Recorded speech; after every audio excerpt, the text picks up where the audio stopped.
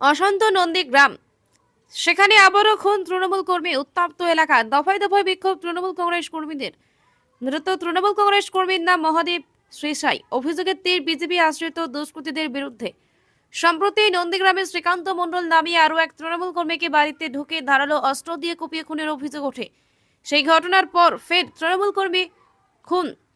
ঘটনাটি ঘটেছে পূর্ব মেদিনীপুরের নন্দীগ্রামের 1 নম্বর ব্লকের গোকুলনগর গ্রাম পঞ্চায়েত এলাকায়। সেখানে বৃন্দাবন চক 253 নম্বর বুথে সক্রিয় তৃণমূল কর্মী বিল্লাই সাতেঙ্গাবাড়ি এলাকায় ওই কর্মীর একটি ছোট কাঠের স্টল রয়েছে। অভিযোগ, বুধবার রাতে দুষ্কৃতীরা তার দোকানের সামনে পিটিয়ে খুন করে।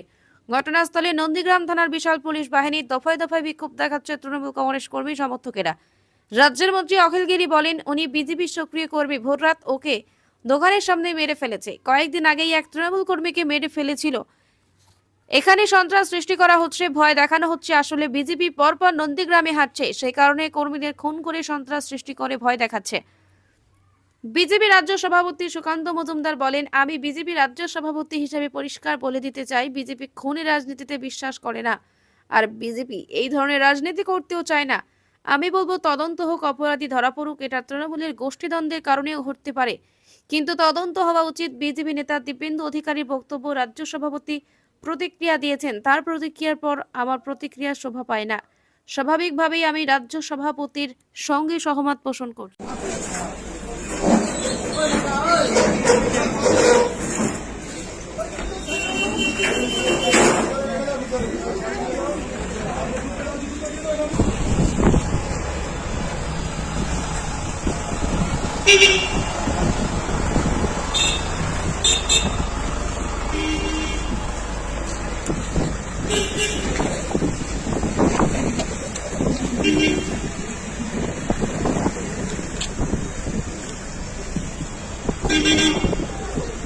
বাসুদা পিছিয়ে আছে, গাড়ি আছে।